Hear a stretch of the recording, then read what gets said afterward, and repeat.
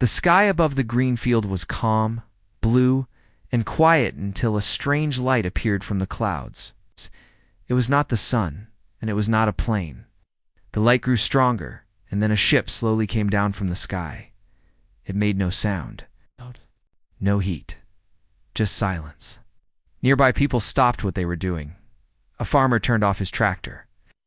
Two kids riding bikes dropped their toys and stared. Even the birds flew away in fear.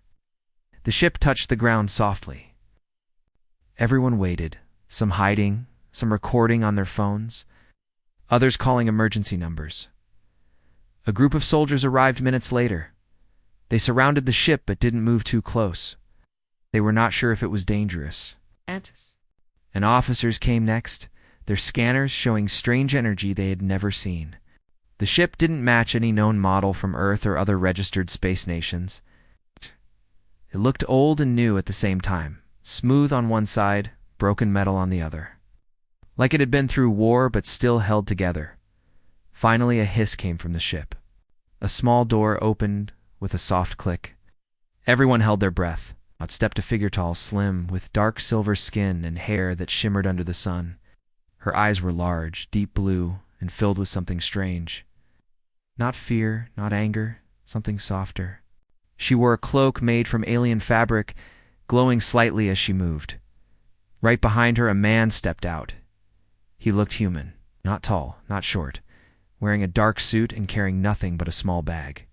He had a beard and tired eyes, but his steps were strong. He didn't speak, just stayed close to the girl, watching the soldiers and the crowd. Then the girl looked around. Our eyes moved from person to person until she saw an older woman in the back, standing with a group of emergency workers. The girl's eyes filled with tears. She took one step forward and whispered, "Mother." The woman's knees shook. Her face went pale. She looked again and again at the girl, like she didn't believe what she was seeing. And then softly the girl said louder, "Mother, I have returned." The older woman fell to her knees and covered her mouth. People around her held her arms and helped her stay up. The girl walked closer, and so did the man. He stayed behind her, quiet and respectful. When they were near, the girl spoke again. This time her voice was clear. "This man," she said, turning to look at him, "has taken great care of me." Everyone stared. The soldiers lowered their weapons. The scientists stopped scanning. The mother reached out, her hands shaking, and touched the girl's face. She whispered her name again and again, like a prayer. Tears rolled down both their faces. Mother and daughter held each other tightly, shaking from the moment. No one knew what to say. No one moved. Even the man stepped back, giving them space. A reporter whispered to her camera, "This is not just a landing. This is a return. A miracle return." Soon they were taken to a secure building. The girl was checked by doctors. The man was questioned by officers. Still, he didn't speak much. He only said one thing when they asked who he was. "I'm the one who brought her home." The mother sat beside her daughter, holding her hand like she would never let go again. The girl explained slowly that she had been lost for years, far from Earth. She didn't know where exactly, only that it was a cold world with machines and strange beings. She was just a child when her ship crashed. No one from Earth came, but someone else did. That someone was him, the quiet man. He found her while traveling alone through unknown systems. He had no team, no big ship. Just himself, and a ship he built from old tech. He rescued her from a place where she was treated like a lab sample. He didn't fight or kill, he just outsmarted them. He escaped with her and kept her hidden for years while they looked for Earth. The mother listened, crying again. She had waited all these years, hoping for a signal, a call, anything. She had thought her daughter was gone forever, but now she was here and she was safe. Meanwhile, the government was trying to learn more about the man, but nothing came up. No records, no name, no home planet. It was like he didn't exist in any system. Scientists were confused. "He's human," one said, "but he knows things no human should." The girl kept repeating, "He saved me.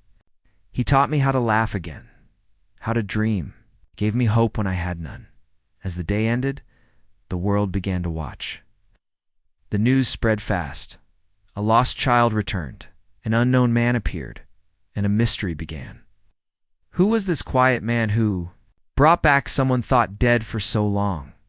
And why did he risk everything just to bring her home? The answer was not written in any book. It lived in the way he stood beside her, silent, strong, and kind. The small room was quiet, except for the soft hum of the lights. The mother sat close to her daughter, holding her hand tightly like she was afraid she would disappear again. The girl had changed. She looked older, stronger, and there was something in her eyes that showed she had seen too much. But to the mother, she was still her little girl. Outside the room, guards and doctors moved carefully. News reporters waited beyond the gates, eager to tell the world more, but for now, the focus was on this strange reunion. And on the silent man who stood in the hallway, the mother asked softly, "Where were you all this time?" The girl closed her eyes for a moment, as if trying to pull the memories from far away. "We crashed," she said. "Our ship lost control. I don't know what happened to the others. I woke up in a dark place. They weren't like us. They were cold, curious, always watching." She looked down at her hands. "They called me Subject 3. I wasn't a person to them. They studied me, poked me, talked about me like I wasn't there." The mother covered her mouth, tears rising in her eyes. But one day the girl continued. Everything changed. "I was sitting in the corner of my room when a wall suddenly opened, and there he was." She turned her head toward the door where the man still waited. He didn't say much, just looked at me and held out his hand. I didn't know who he was. "But I followed him anyway," the mother asked. "Was he part of him?" The girl shook her head. "No, he didn't belong there. Not to them, not to that place. He had something different in his eyes, something warm." Flashbacks rushed through her mind, cold steel halls, alarm lights, silent footsteps through secret tunnels. The man had led her through the strange base like he knew every inch. He didn't fight. He didn't break things. He just moved with care, quiet like a shadow. He had built his own escape path. He had a ship hidden outside the walls. I don't know how he made it, but it flew like a dream. We left that place behind and never looked back. The girl smiled a little, remembering. He cooked for me, told me stories. Sometimes he sang. His voice wasn't great, but I liked it. I think he gave me back my soul. The mother wiped her tears and stood up. She opened the door and looked at the man. "Please," she said, "come in." He stepped inside, slow and calm. His eyes met the girl's, and for a moment, everything else faded.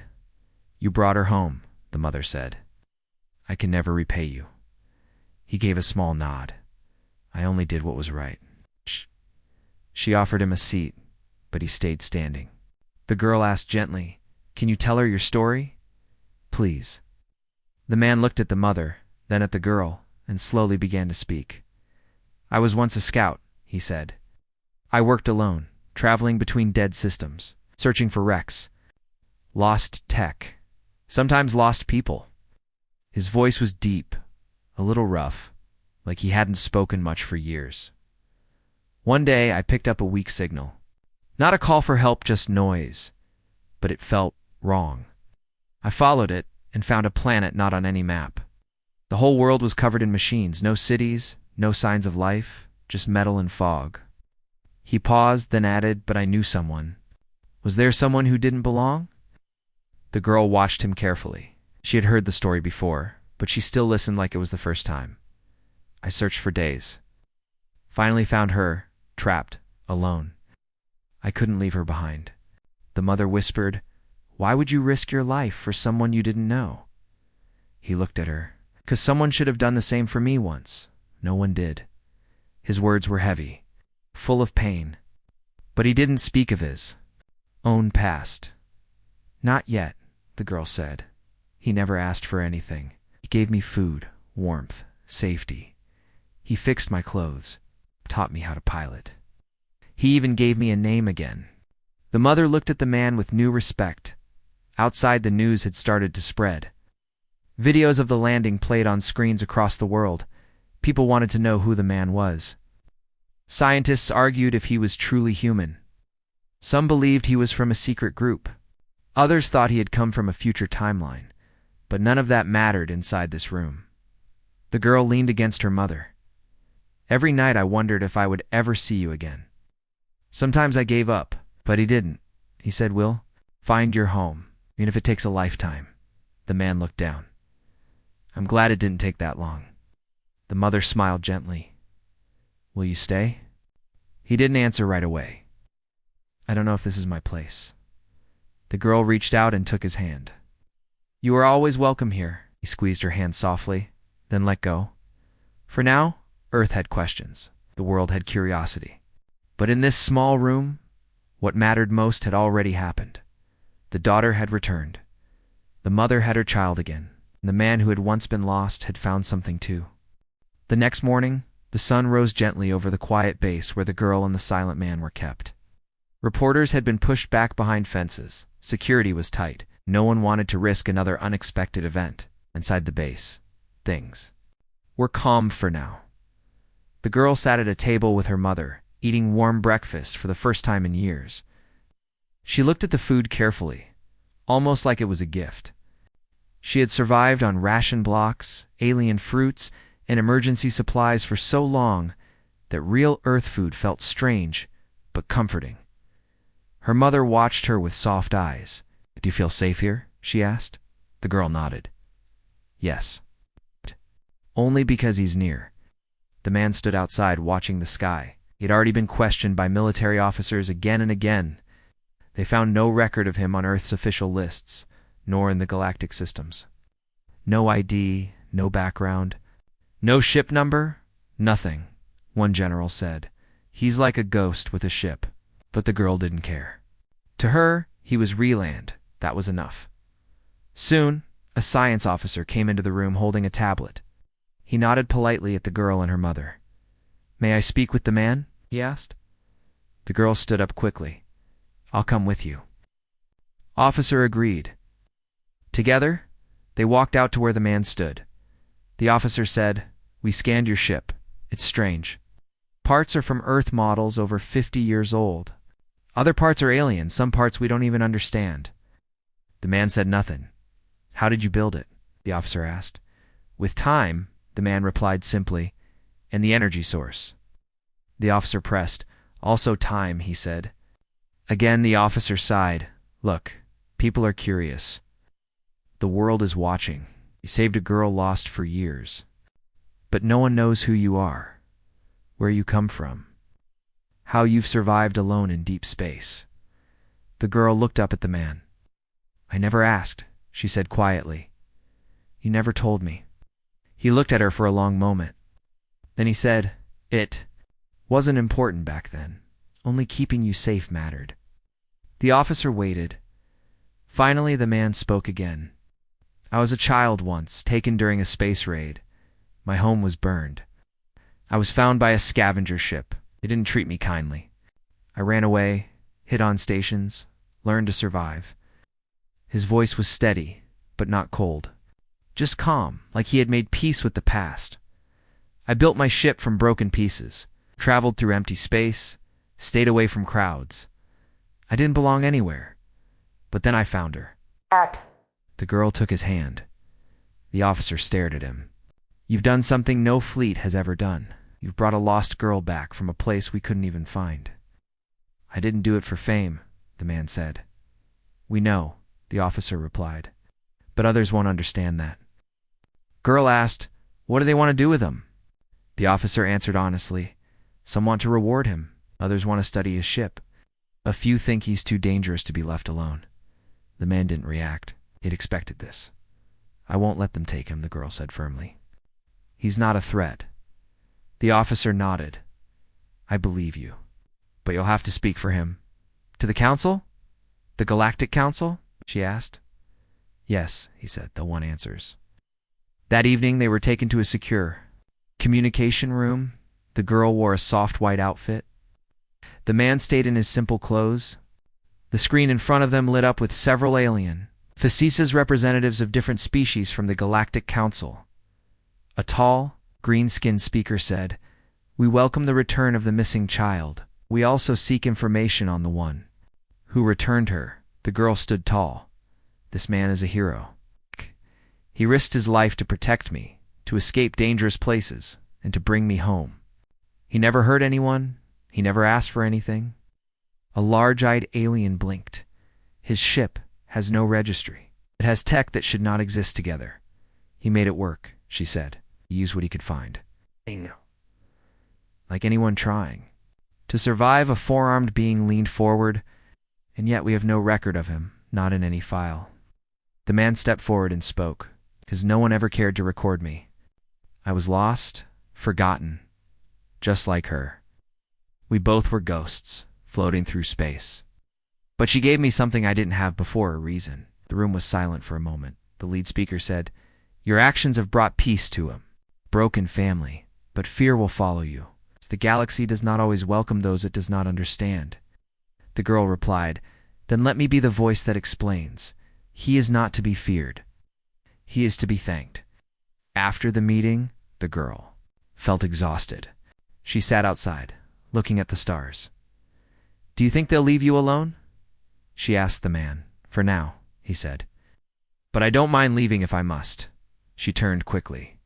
"No, you belong here." He smiled slightly. "Only because of you?" Just then, her mother stepped outside. "They want to name a day after you," she told him. He shook his head. "That's not needed." "But you deserve it," the girl said. He looked up at the sky. "I just want to rest." "Maybe stay in one place for once," the mother said. "Our home has room, and always will." And for the first time in a long while, the silent man felt something he hadn't felt in years. He felt welcome. Days passed slowly. The girl was adjusting to life on Earth again. She walked through the garden outside her mother's house, touching the flowers, smelling the warm wind and feeling the soft soil under her bare feet. It felt new. It felt like a dream she had almost forgotten. The man stayed nearby, quiet as always. He spent time fixing small things in the house. A broken door hinge, a light that flickered. He never asked for anything. He just helped, and when he was done, he would sit outside and look at the sky. The mother watched him with quiet respect. She still didn't know much about him, but she trusted him. He never showed pride, never asked for praise. He just existed like a shadow that brought peace instead of fear. One evening, the girl sat beside him on the back porch. She held 2 cups of warm tea and offered him one. He nodded and accepted it. "I've been dreaming of the stars again," she said softly. "You miss it?" he asked. "A part of me does, but I don't want to go back alone." The man looked ahead. "You won't have to." Suddenly a sharp sound filled the air. It wasn't loud, but it was strange, like a hum that didn't belong. The man stood.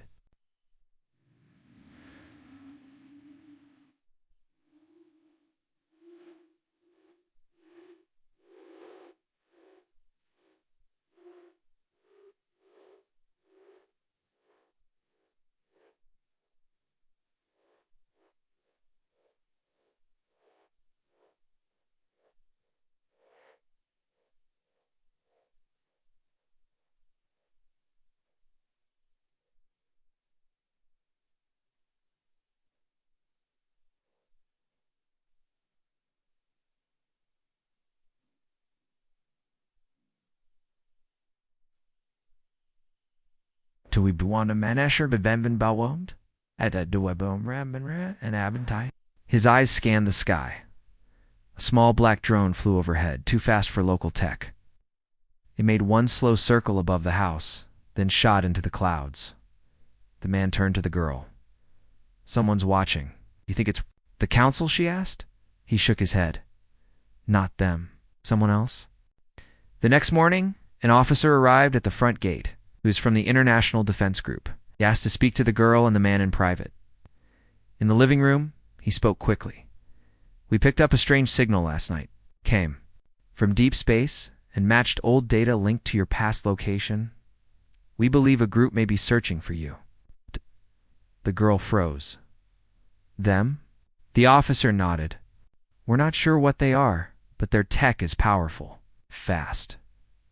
The man asked, "How long do we have?" "Maybe a few days," the officer said. "They haven't reached orbit, but they're close, and they're not sending messages. They're just moving fast and quiet." The mother stepped in. You're saying they've come to take her? The officer hesitated. It's possible. Or worse. The man stood up. I'll handle it. What do you mean? The girl asked, worried. I know how they think, he said. They don't. Care about life? Only control. If they come, they won't ask nicely. Then we leave, she asked. He looked at her for a moment. No. This time we protect this place. Plans were made quickly. The man opened the secret panel in his ship and pulled out old tech defense tools, cloaking devices, energy walls. He handed a small device to the girl. Press this if things go wrong, he said. What will it do? It will make sure they can't take you. Earth's defense teams moved into action. Ships took to the sky. Scanners were set up around. The city, the world now knew that danger had followed the girl home, and they were ready to fight. But the girl couldn't rest. She sat by her window at night, staring at the stars. Why can't they just leave us alone?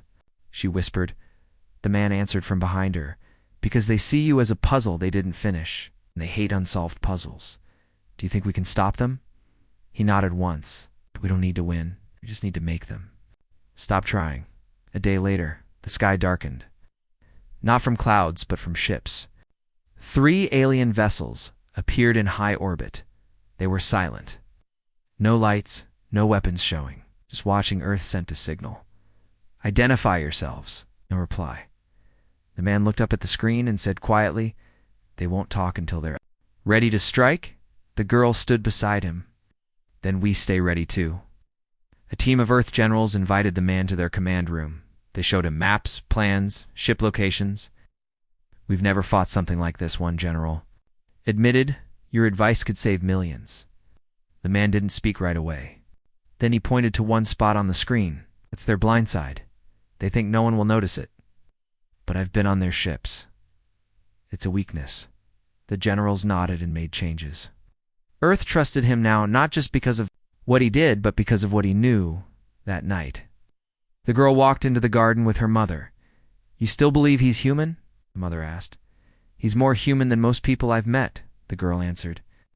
He never gave up on me, never treated me like a burden. The mother smiled. Maybe he's the best kind of human. Above them, the alien ships moved again, closer this time. Defense systems turned on. Lights flashed. Alarms stayed quiet but ready. The man walked to the hill outside the house and placed a small device in the ground. It lit up, sending waves into the sky.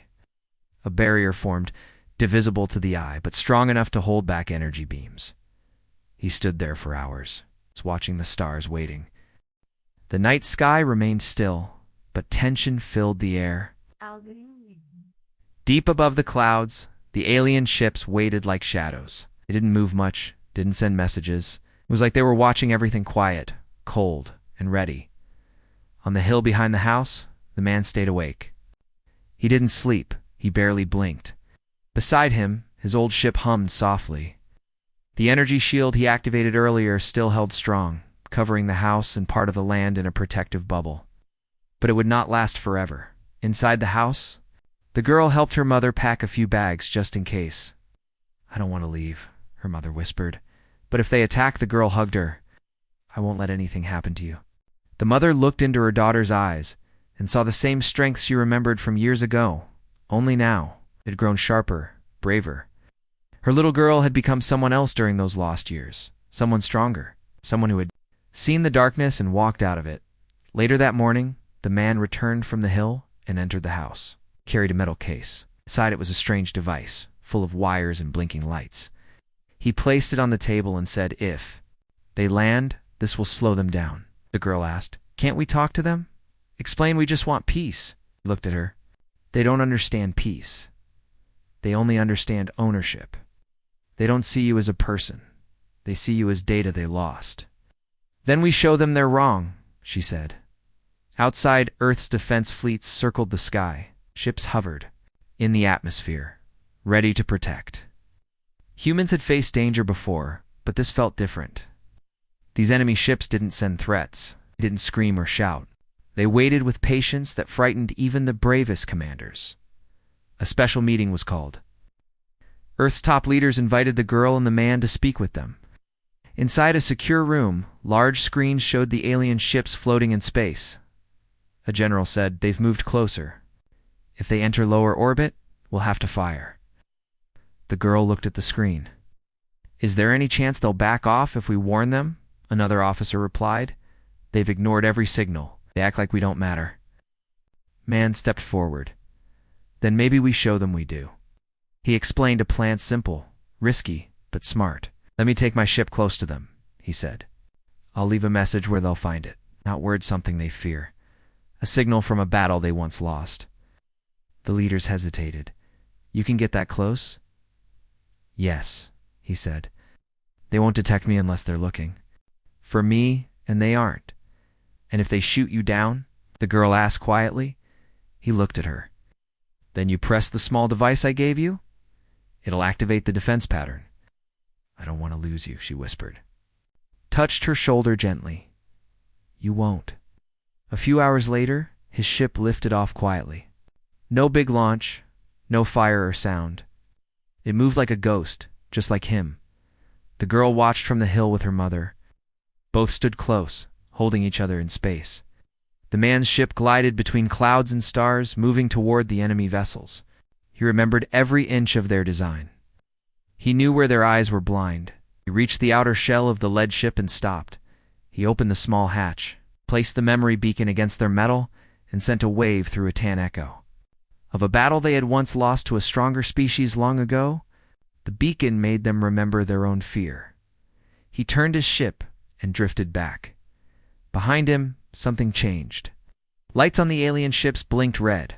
Small shifts happened. Scanners turned. Their comm pattern broke. On Earth, defense screens flashed. "They're moving. Targeting systems online." The man's voice came through the comm. "Hold position." From his ship, he sent one last signal. Not a threat, but a mirror.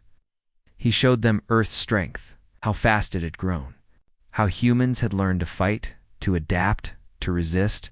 He sent them data just enough to warn, "This world is not yours. Leave now or face resistance."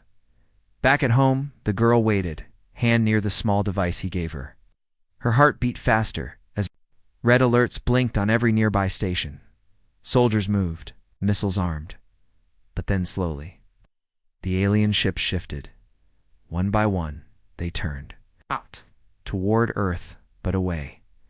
They began to leave. Cheers filled the command rooms. Some clapped, some cried, some just stood in shock. Earth had been ready for war, but the war didn't come. The man's ship landed back on the hill before sunset. The girl ran up and threw her arms around him. "You made it," he smiled softly. They understood the message. What changed? "Their mind?" she asked. "Fear," he said. "Not of us, but of what we could become."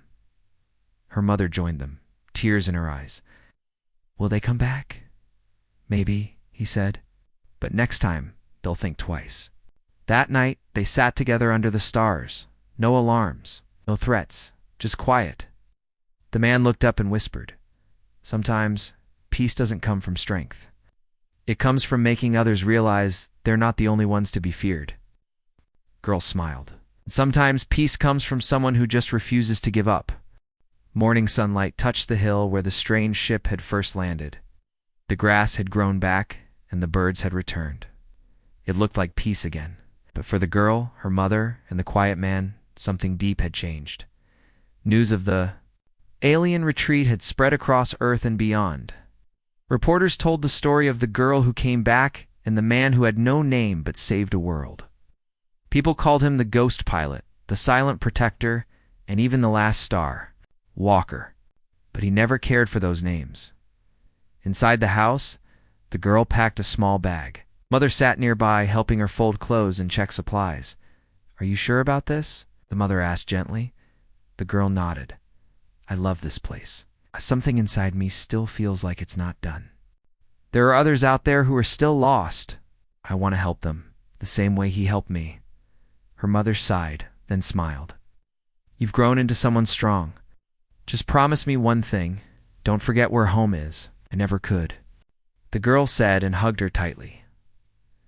Outside, the man stood beside his ship, checking wires and systems.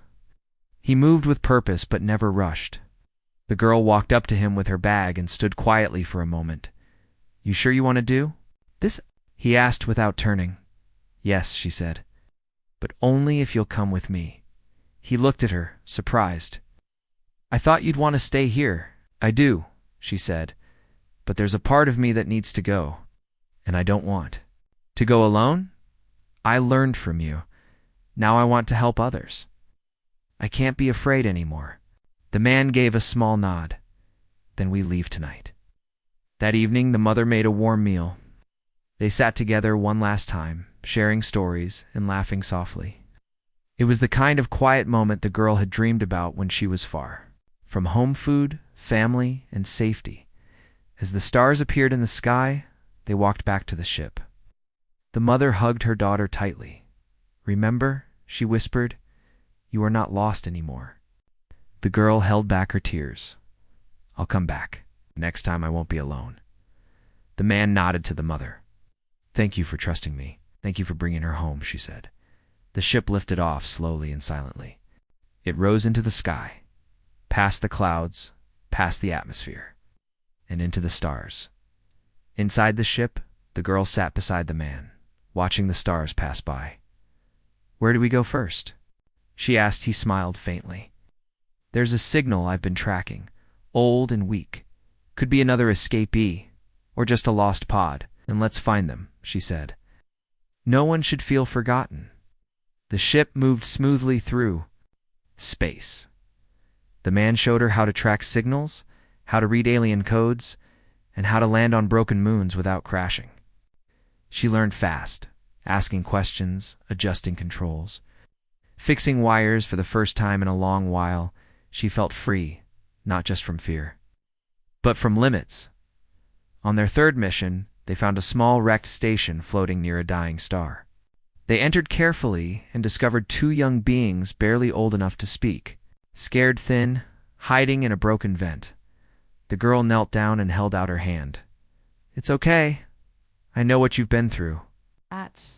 Slowly, the beings came out.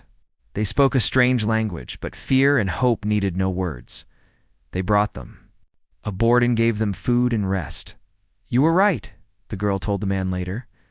"Peace doesn't come from strength. It comes from showing others they're not alone." "You make a good rescuer," he said quietly. "Only because I had the best one," she replied.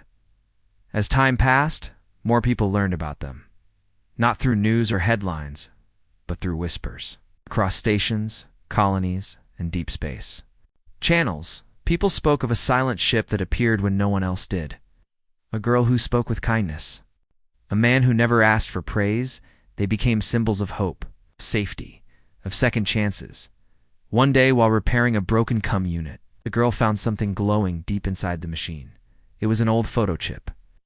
When she opened it, she saw her younger self laughing before the crash. Her mother holding her hand. She smiled, then walked over to the man. "You've given me so much," she said. He shook his head. "You gave me purpose." "What do you want to do when all this ends?" she asked. He paused, then looked at her. "I've never thought that far." "Maybe," she said, "we build a home for people like us, a place where no one feels lost." Again, he nodded. "I'd like that." He kept flying, saving, helping, and somewhere across the stars. When lost voices cried for help, they knew someone would come. Not soldiers, not governments, just a man who once had no name. And the girl he saved, now saving others,